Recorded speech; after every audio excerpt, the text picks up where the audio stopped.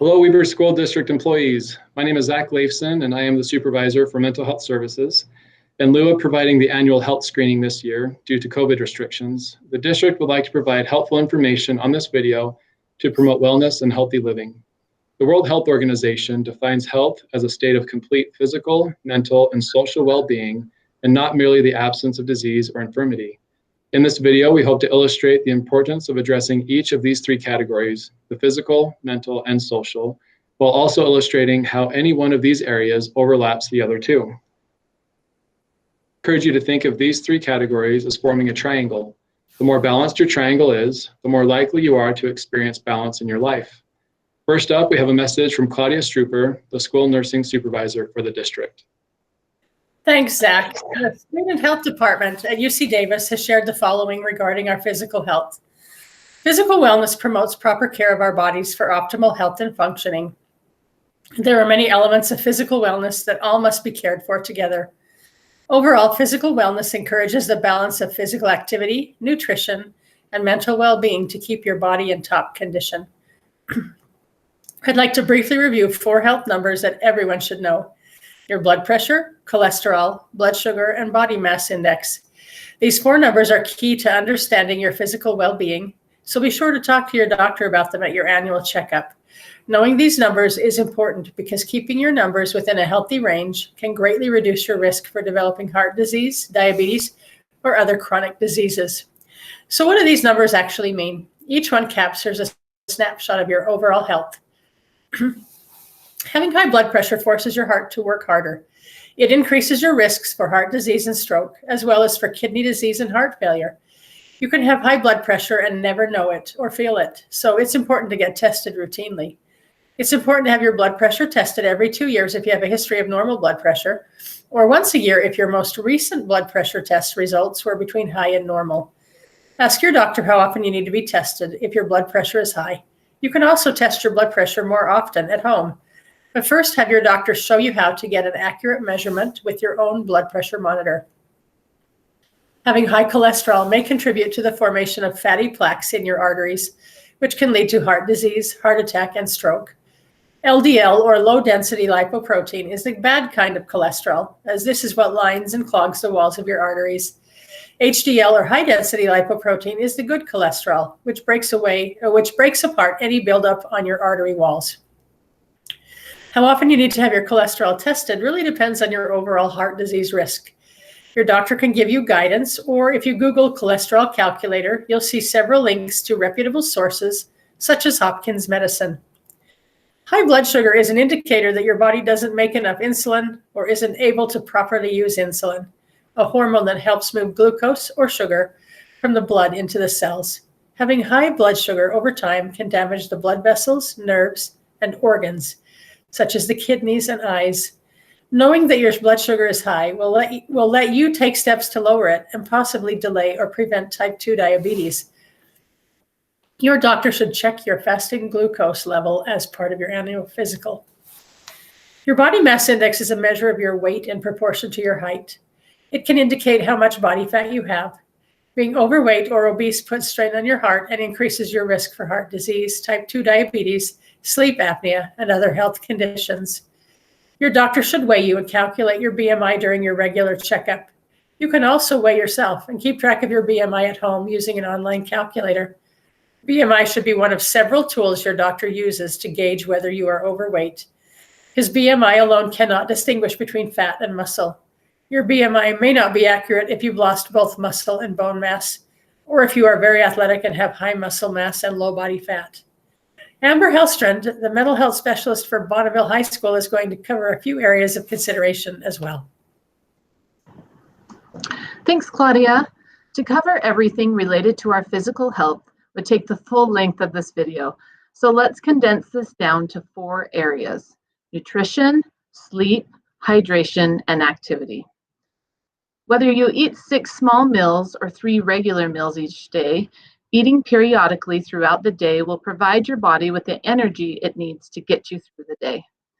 There are countless programs, books, and resources which tout the best method or approach for eating.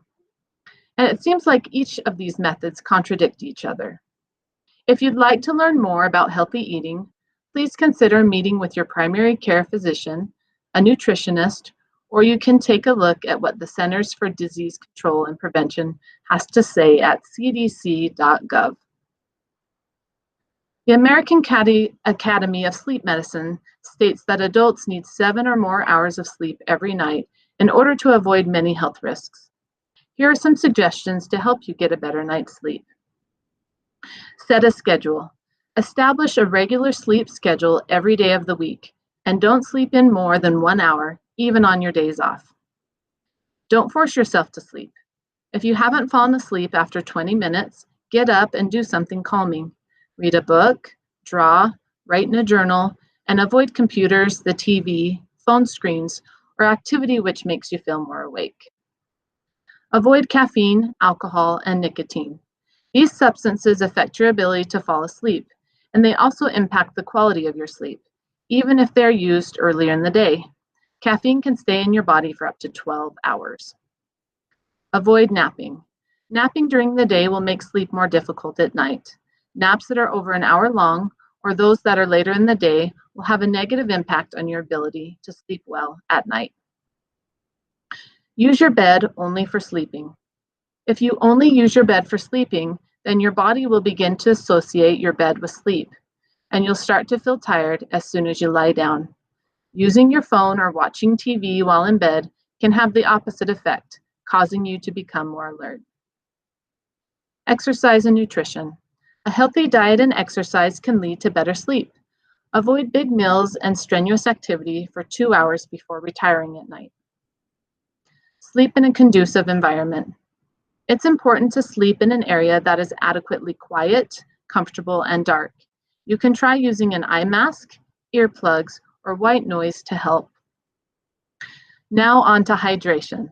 The Institute of Medicine recommends adults drink 2 to 3 liters of water per day, or between 9 and 13 cups.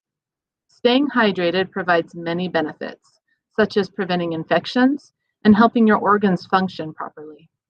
It also helps you improve your sleep quality, cognition, and mood. Wondering if you're drinking enough water? The National Institute of Health lists the following as signs that you may be dehydrated: feeling tired, dry or itchy skin, dizziness, dark-colored urine, urinating and sweating less than usual, dry mouth, and the most familiar symptom, thirst. The fourth and final area is physical activity. Remember, if you move well, you will also think, feel, and live well. The National Institute on Aging states the following: exercise and physical activity are good for just about everyone, including older adults. No matter your health and physical abilities, you can gain a lot by staying active. In fact, studies show that taking it easy is risky. Often inactivity is more to blame than age when older people lose the ability to do things on their own. Lack of physical activity can also lead to more visits to the doctor, more hospitalizations, and more use of medicines for a variety of illnesses. The National Institute on Aging reports that regular exercise can positively influence many areas and factors, including the ability to keep and improve your strength so that you can stay independent, have more energy to do the things that you want to do, and reduce fatigue. For the sake of brevity, I won't read the rest of this list, but please pause the video so you can read about all of the benefits which come from having an active lifestyle. Consider exercising for 30 minutes, 3 to 5 times per week. Remember, exercise doesn't have to take place in a gym. Going on a hike, walking your dog, doing yoga, playing sports, or engaging in any activity that helps you raise your heart rate for an extended period of time all counts as exercise. Now that we've covered physical health, Danny Mahan, the mental health specialist who is based out of TH Bell, will cover mental health. Thanks, Amber. Our mental wellness can be difficult to gauge at times, but resources are becoming more readily available. One area which needs much more attention and research is the way that mental health affects the educators in our schools, both their own mental health and how an educator's mental health can impact the mental health of their students. Listen to this quote. An educator's mental health is one of the biggest factors in a student's academic growth, as the mental health of teachers and students are interconnected, thus directly affecting their learning and outcomes. Let's watch this short clip from a teacher in Lincoln, Nebraska. We have a statue out front of our building of 4 links connected like a chain. And each link means something. Our links stand for tradition, excellence, unity, and diversity. So on the first day of school, I teach my new 9th graders about the meaning behind those links. And I give them each a slip of paper. On that paper, I ask them to write something about themselves. It can be something that they love, something that they hope for, anything that describes their identity. And then I go around the room with a stapler and I staple each of those slips together to make a chain. And we hang that chain up in our classroom as a decoration, sure, but also as a reminder that we are all connected. We are all links. So what happens when one of those links feels weak? And what happens when that weakness is in the person holding the stapler? The person who's supposed to make those connections, the teacher. I love what this teacher has to say. Mental health awareness and education is crucial for everyone, both our students and our educators. Let's pause for a moment to define what mental health actually means. How can we know if we are mentally healthy or if we can improve in some way? The U.S. Department of Health and Human Services states that mental health includes our emotional, psychological, and social well-being. It affects how we think, feel, and act. It also helps us determine how we handle stress, relate to others, and make choices. Mental health is important at every stage of life, from childhood and adolescence through adulthood. Here is a list of warning signs provided by the Department of Health. For the sake of time, I'm not going to read through all of these, but please pause the video for a moment, take a look at this list, and ask yourself if you're experiencing one or more of these. If you are, then it would be a good idea to seek some professional help. As an employee of Weber School District, you may qualify for services with our Employee Assistance Program, which is facilitated by Bloomquist Hale. So how do we care for our mental health? Research has come a long way since the days of Sigmund Freud. While formal therapy is a good idea for everyone, there are many activities that you can do, including right now, in this very moment. While listening to this video, pay attention to your breathing. Notice what sounds you can hear in your office or out in the hallway. Pay attention to what you can feel on your skin, from your feet all the way to the top of your head. What colors and shadows can you see in your room? And finally, what can you smell? And what can you taste? This simple exercise, which took less than 1 minute, is an example of mindfulness. Mindfulness is to connect right here and now and be in the present moment. Generally speaking, depression occurs when we focus too much on the past, on the things that would have been, should have been, or could have been. On the other hand, anxiety can occur when we focus too much on the future, on all of the what ifs. What if I fail at blank? What if I get sick? Or what if a family member falls on financial hardship? These lists can go on and on and on, and it actually create a loop which can suck us into a state of anxiety. If depression occurs from focusing on the past, and anxiety occurs when we focus on the future, mindfulness occurs when we tap into the present moment with curiosity and acceptance. There are many resources which are available and free. There are countless numbers of apps you can download on your phone, and many channels on YouTube that you can also access for free. In fact, just Google mindfulness and you will see 287 million results. I'd like to provide you with one more resource. Research has shown that in order to live a rich, full, and meaningful life, we need to live life according to our values, or those things which matter most to us. This worksheet is called Structured Self-Care. If you'd like, please feel free to pause this video, print out the Structured Self-Care worksheet, which HR has provided as an attachment, and go through the worksheet with me, pausing the video as often as you need to. First, go through this list of activities and cross out anything that does not interest you at all. Just draw a line through the activity and move on. Now, go through the list a second time and cross anything off which does not come easy or natural to you. The purpose of this exercise is to care for yourself by doing activities which are enjoyable and stress-free. Once you have crossed off everything which is of little interest to you, you should still have a significant list of activities that you can get started on. Although the mental health specialist in your school is only able to provide therapy services to students, feel free to ask your mental health specialist about mindfulness and self-care. Remember, when you get on an airplane, you are told that in case of an emergency, you need to put on your oxygen mask on first before you help anyone else put their mask on. The same is true with our mental health. As you care for your own mental health, you will be better equipped to be there as a support for your students when they are experiencing hardship and stress. All right, we're going to finish up this video by turning the time over to Kenyatta Green, the mental health specialist who is based out of Orion Junior High. Thank you, Danny. When someone says social wellness, what are they referring to? One thing is for sure, this has nothing to do with the number of friends or connections you have on social media. The National Institute of Health has this to say: from the time you're born, your relationships help you learn to navigate the world. You learn how to interact with others, express yourself, conduct everyday health habits, and be a part of communities from those around you. Positive social habits can help you build support systems and stay healthier mentally and physically. And now we can see that we have come full circle. Building support systems directly impacts our physical health and our mental health. So how do we know if we're living in a way while creating meaningful, fulfilling connections? First, we have to dive into the questions. It's important to point out the difference between being introverted versus extroverted. Society at large tends to put everyone into a category. Either you're introverted or you're an extroverted. Notion that someone is either one or the other is completely false. Someone may be more introverted than extroverted, but no one is 100% one or the other.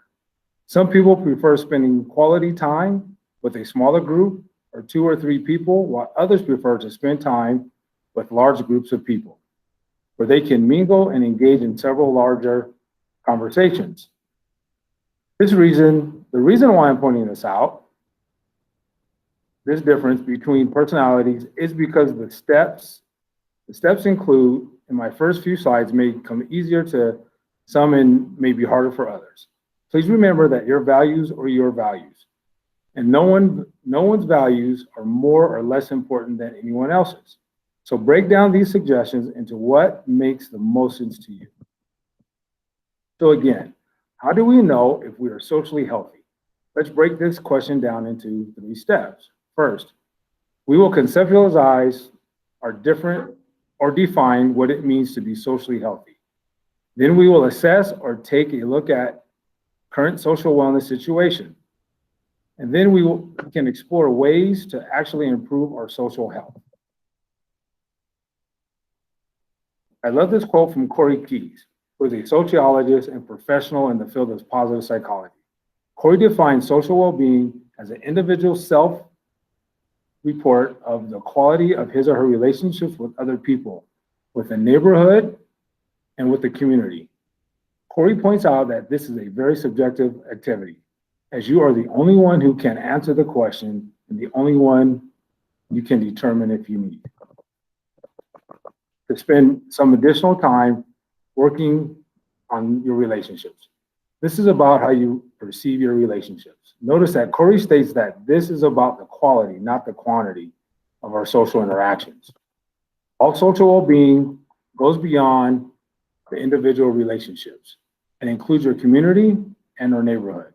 One question you can ask yourself is whether you feel a sense of belonging in your community. Let's break down these even further. Here are some questions you can ask yourself when assessing whether your social wellness is in a good condition or not. First, I've been feeling more connected or lonely recently. Is there someone I can reach out to for support when I need it? Which relationships do I value the most? What kinds of interactions energize me and what kinds drain me? What communities are important to me? Now that you've taken some time to assess your current condition, let's look at ways in which we can improve your relationships. First within our families, then within our friendships, and finally within our neighborhoods and communities. In what ways could you connect more with your spouse or significant other? With your siblings, your parents, and your children? What does quality time with your family look like? What sort of brother or sister, son, daughter, uncle, or aunt do you want to be? How would you interact with others if you were the ideal you in these relationships? What sort of partner would you like to be in your marriage or relationship with your spouse or significant other? Moving on to our friendships, what friendships could use a little more time and attention? What can you do to show your friend that you are thinking about him or her and that you care about him or her? If you could be the best friend possible, how would you behave towards your friends? Do you confide in your friends in the same way you would like them to trust you and confide in you? Finally, let's take a look at our social well-being when it comes to our community or neighborhood. How would you contribute to your community or neighborhood? Are there local organizations that you would like to be a part of? Are there ways in which you could volunteer to help contribute to your neighborhood or community? Do you know your neighbors? I'm referring to the people who live on either side of you and possibly across the street. Did you get to know them better? Are there any neighbors you have not met yet? I hope that these questions have provided you with an opportunity for self-reflection. If there are ways that you can improve, please know that we should all be working on these relationships, which are most important to us. So don't be too hard on yourself if you see ways in which you can improve as a friend or a family member.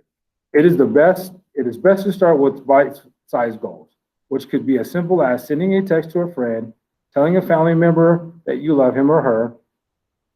If physical health is about our bodies and mental health is about our minds, and social health would be about our relationships. Think of relationships as any and every interaction you have throughout any given day with your family, your friends, and your coworkers, but also with anyone you might encounter while in the community. Now that we've covered what social well-being is, I'll turn the time back over to you, Zach. Thanks, Kenyatta. We've covered a lot in this video, and we hope you feel that the information and research provided has been worth your time. We know that the school year is one for the books. Stress levels are at an all-time high, and that sometimes the only thing which feels certain is the uncertainty. Please remember what was shared earlier, that we must first care for ourselves so we can care for our students. Here's to a healthy and fulfilling 2021. Thank you. Take care. Thanks. See you guys.